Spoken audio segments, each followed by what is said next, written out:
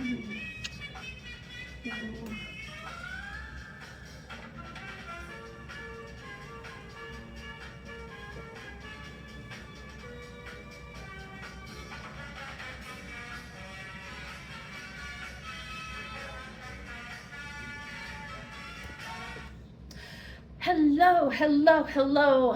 you all. Thank you for tuning in for another edition of my podcast. I am the Mistress, Sweet Pea, Mistress of Tech and all other things fun.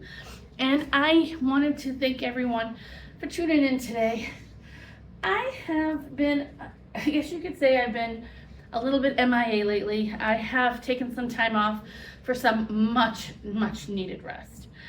Between job, school, podcasting, trying to get stuff moving in the process, everything has been kind of crazy and hectic. So I am back and I am ready to get this party started. So I hope everyone is doing well. I hope everyone is having fun, enjoying life. It's summer. I guess it depends where you live, because right now we're currently in Kansas City, Missouri, and we had some warm days, but I don't know. It's kind of starting to feel like fall already, and we're not even in June yet. So anyways, let's get started, shall we? Today's podcast we're gonna talk about something that I truly I feel very strongly about this subject, and everyone should be concerned, not concerned in a bad way, but you should be cautious. I guess cautious is the better word, not concerned. Well, depending on how you look at it. So, cybersecurity. What do hackers actually do? So we're going to dive into that a little bit today. But remember, hacking can also be good. Whenever people hear the word hacking, most people get the impression, oh my gosh, hacked. Because, you think, oh, someone hacked my computer. Of course that's a bad thing. But sometimes hacking can be good. But I guess it depends on how you look at it. So today we're going to talk about cybersecurity and what hackers actually do. So, now before you picture a hacker with a hoodie, at their computer, it's all dark, and you see them with a face mask because they don't want to show their real face. Let's stop and chillax for a little bit on that, because a hacker doesn't necessarily look like that. I know on YouTube videos, or we get this vision in our minds of what a hacker would look like. They very well may have a hoodie and dressed all in black, but they're not always. A hacker could be someone like you and me, an average Joe, an average person. So before you picture someone like that, just stop and think about it, because real cybersecurity is more, cybersecurity is not just the person's human, so where you've got someone like you and me that could be a hacker. So cybersecurity is more than just hacking. Cybersecurity it's in your passwords, Wi-Fi router. It's even that little text message you get in the middle of the night. I don't know if you guys do, but sometimes I do, saying that I have a UPS package. Click on the link and provide us your address, and we'll make sure it gets delivered to you. I don't think so. So, and here's the thing about that. Hackers don't need to be geniuses. Everyone has this preconception notion that hackers are geniuses, and they studied it, and they live and breathe and eat hacking. That's not true. That's just a false pretense that people seem to think. So today we're going to break into exactly what we do. So let's start off with what hackers actually do. And again, we're not talking about movies. We're talking about what they actually do. So, Hollywood basically tells us, Hollywood creates these movies that let us think that hackers are these people, like, as I mentioned earlier, in hoodies and, sitting over a computer hacking all day long. That's not the case at all. Most real world hacking falls into 3 different categories. The first one is social engineering. This is the big one. So hackers don't break in, they trick you into opening your door. So they pretend to be like your bank, your boss, a delivery service, a friend, or even a company that you've done business with for years. They're that skillful that they can pretend to be someone that they know that you trust. And then they use psychology, not code, to hack. So basically the second thing they exploit weak passwords. Hackers don't sit there and guess what, oh gee, I wonder what password he used today. They use lists of leaked passwords from old breaches and try them everywhere. So when, let's say for example, let's say XYZ company had a breach, and most consumers buy from XYZ company. So they somehow, these hackers are able to obtain a list of leaked passwords, and those passwords are what they use to try to hack into your bank, your accounts, your company's your company's accounts, your friends. They pose as as someone that needs help, whatever. That's what they do. They obtain these lists of breached passwords. Again, I cannot stress enough. You need to create and constantly change your passwords. Change them to something that only you know, but that someone won't be able to figure out. Combination of upper, lowercase, symbols, numbers, mix it all up. Make it sure that you know what it is, but make it difficult where someone else cannot figure it out.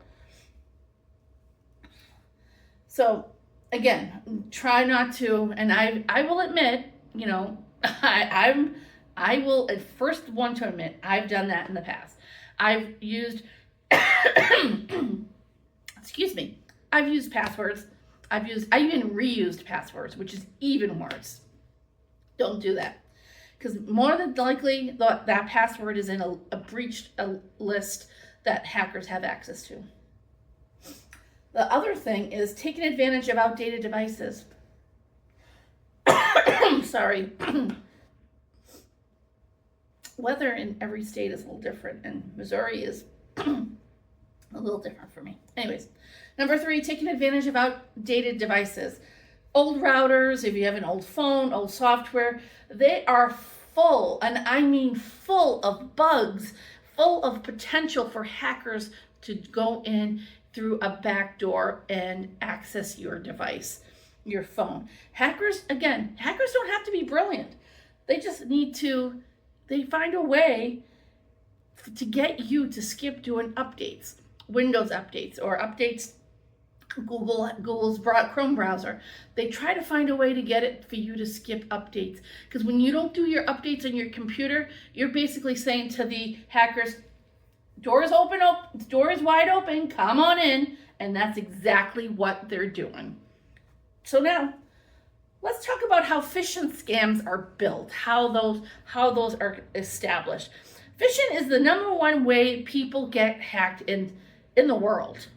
And it's not because we don't know any better. It's because phishing is designed to hit our emotions.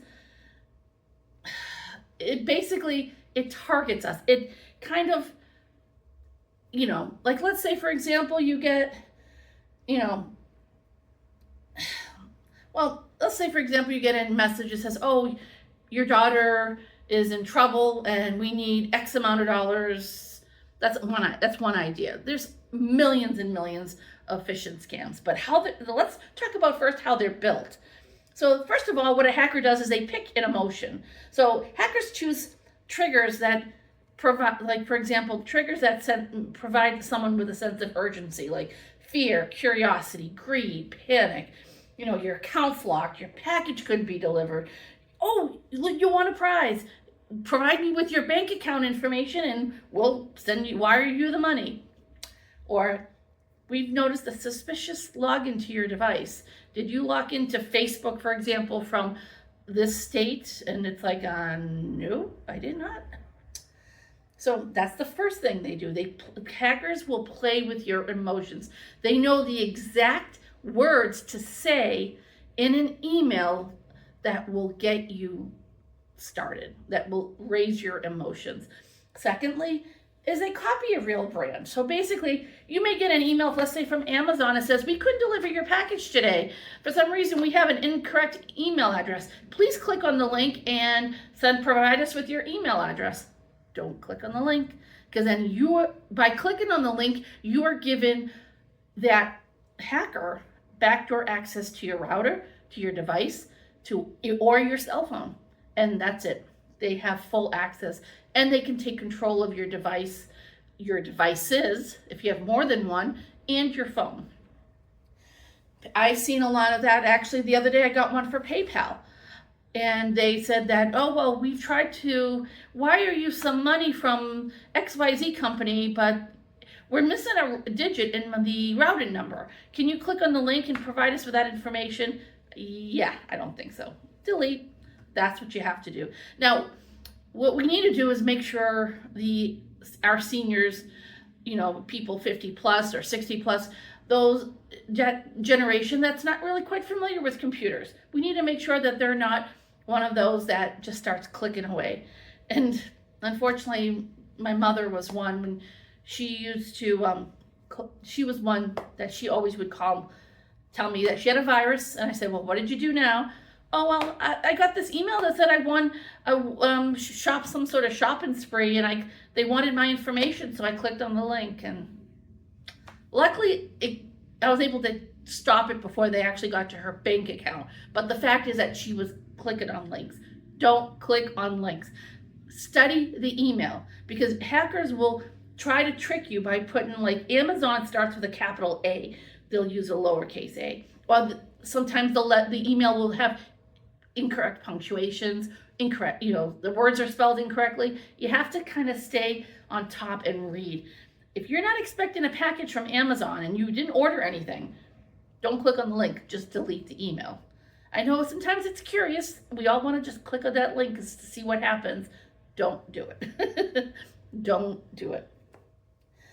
So basically what these hackers do, again, is they copy a real brand. They try to mimic Amazon, PayPal, your bank, Facebook, and they steal the logos. Because if you notice, like if you go to Facebook and you right click on the Facebook logo, you can copy and paste and save that logo. That's what hackers are doing. They're trying to pretend that they're from Facebook when they really aren't, or from PayPal or Amazon. Because unfortunately, anyone could do it. You and I can do it. Just go ahead on your browser right now, right click on Facebook, on the logo, and you can save that to your desktop, and you can use it to send an email to anyone. Unfortunately, I wish that wasn't the case, but that's one of the reasons how hackers get to us. Number 3 is a fake link. The link looks legit, the email looks legit, everything looks great, and so you want to click on the link. Don't do it. Don't click on the link. You'll also notice if you look at the link, just study the link in the email or your text in your phone or whatever. Like, I know, for example, with PayPal, they had it spelled different. They had PayPa, so PAYPA1 at paypal.com. No. Look at the spelling. If it's incorrect, it's fake. Now, we also have to, that's why we need to look at everything, because there are also some circumstances where you will get an email from PayPal or you'll get an email from Amazon. Sometimes you did order something, there is something wrong with your order, for example, it's delayed, or there's an issue, or payment didn't go through, whatever. That's understandable. That's legitimate, but you also want to check, because you never know. You can't, how do I say? I'm not saying don't trust anything that comes through your emails or your text or your phone. Just be cautious, be leery. Just before we get click happy, because we all get click happy. I know I do. I want to click, and find out what's going on. I don't do that anymore. So the next one is what they do is they ask for something small. So, you get an email from your bank. I don't know, let's say Chase Bank is kind of a popular one. You get an email from Chase that says, congratulations, you won a prize, you won an extra $200 in your checking account. However, we tried to deposit the money, but we're missing a digit from your account. Just click on this link here and we'll go ahead and, we'll get the money to you. Or they'll say, you know what? Actually, a better example would be is, from Chase. Let's use Chase as an example. Well, you won all expense paid trip to Hawaii. However, there is a fee that we need from you in order to send you the tickets. So click on this link and deposit $10 into our account or whatever. You click on the link, that's it. You just gave the hackers backdoor access to your devices and possibly your bank account. And then that's it. You're basically toast at that point. Again, never do. Most companies too will not call you or email you, especially banks. I know my banks do this, and I think a lot of them do. They tell you up front, we will never call you to request account information, or we'll never email you for account information. So that right there should be something that's like a light bulb that goes on in our heads. And lastly is that they move fast. Hackers know that we're busy. They know we're busy. We don't have time to sit there and decipher everything. So they use that to their advantage. And what they do is they send us these emails because they think, okay, well, you're too busy. Oh, well, look, I got an email from my bank. All right, well, I'll just click on it. Okay, you just possibly had your account depleted, or your account's been compromised with, and that's it. It's toast. So they want you to click before you think. So hackers will make an email enticing, that it will make it pop. Like they'll put colorful letters or whatever to make it look like they don't want you to sit there and think about the email that they're sending you.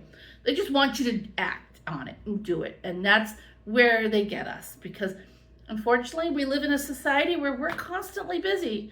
Sometimes we don't even slow down to take a moment for ourselves. And that's what they thrive on. Hackers thrive on that because that's how they're able to get us.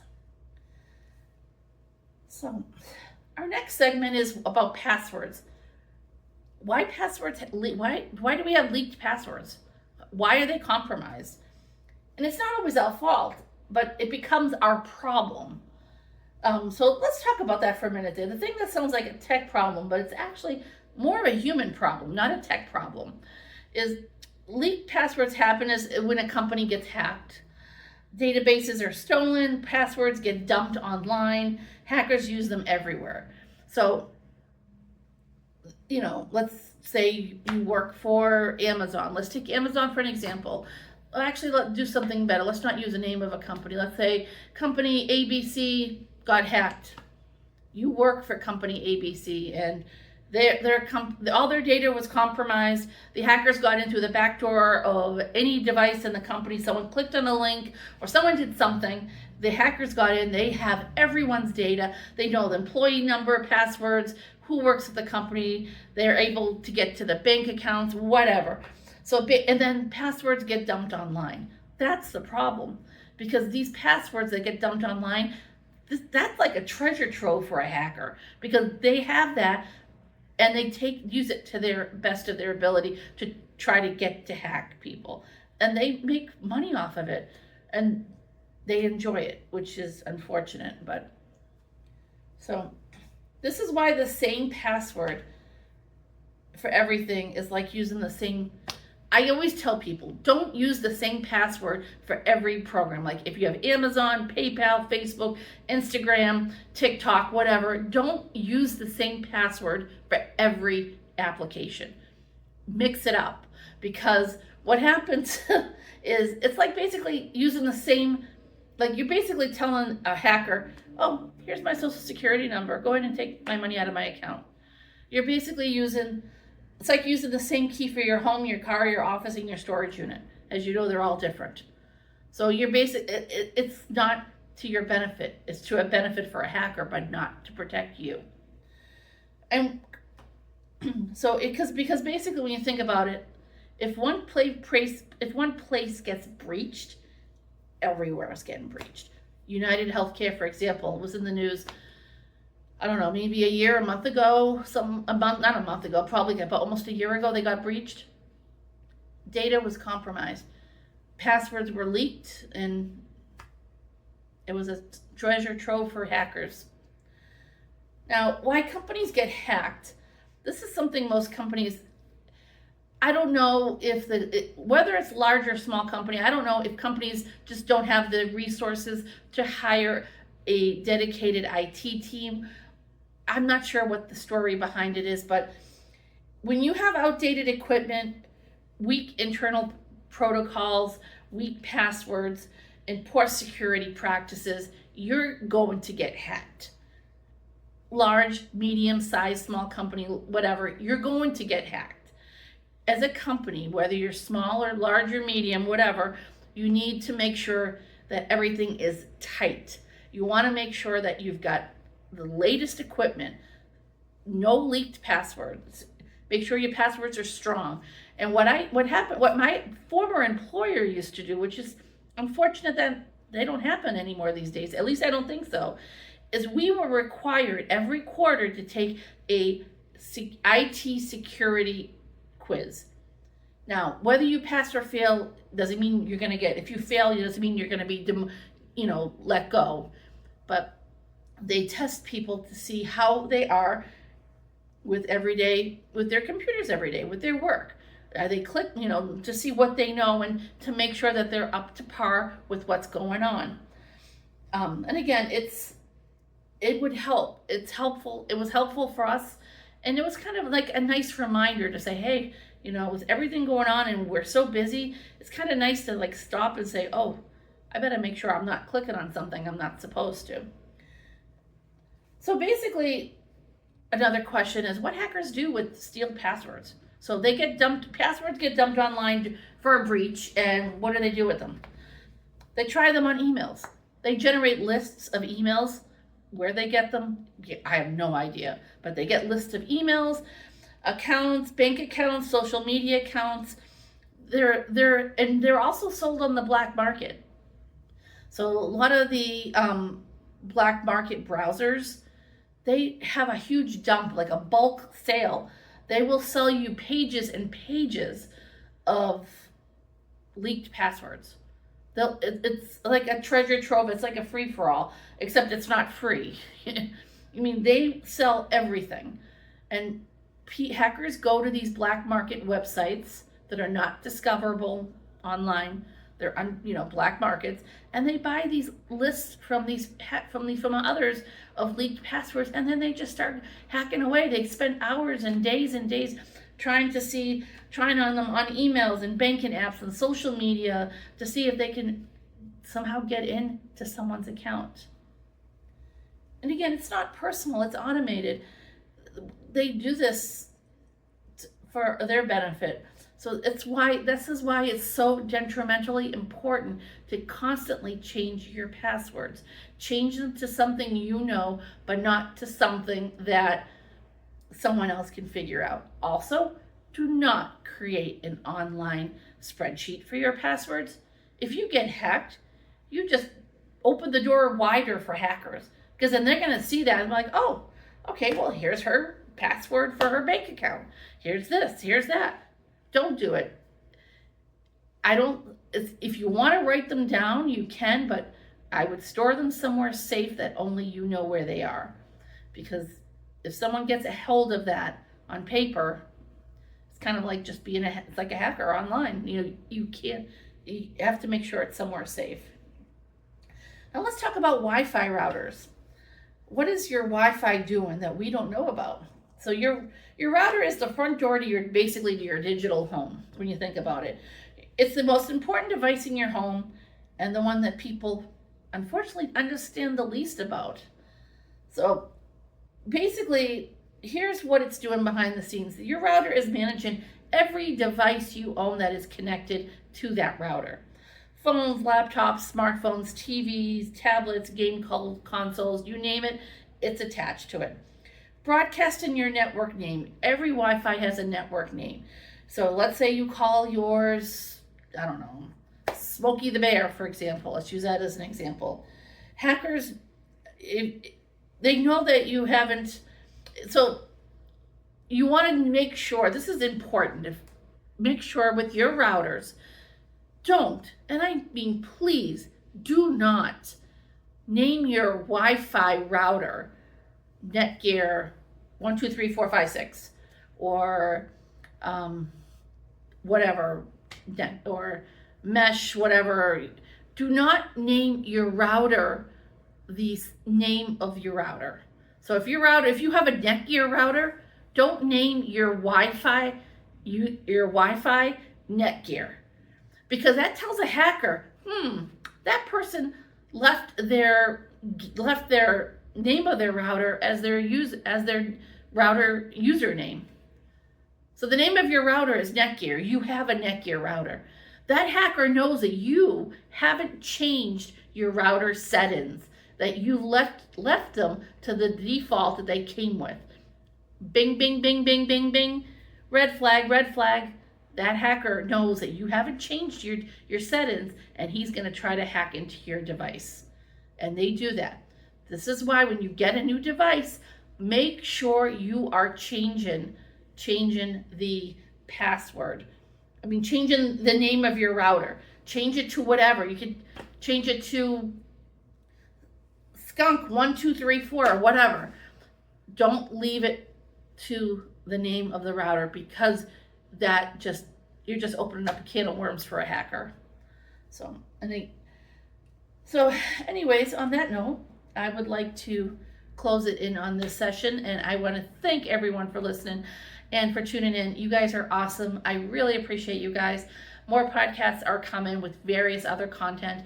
We are also on YouTube at Mistress Sweet-P. I will also be having a channel on Twitch eventually. That's in the works. And I want to thank everyone for tuning in today. I really appreciate you guys very much. Thank you so much, and have a great day, and please be safe and be kind to each other. Ciao.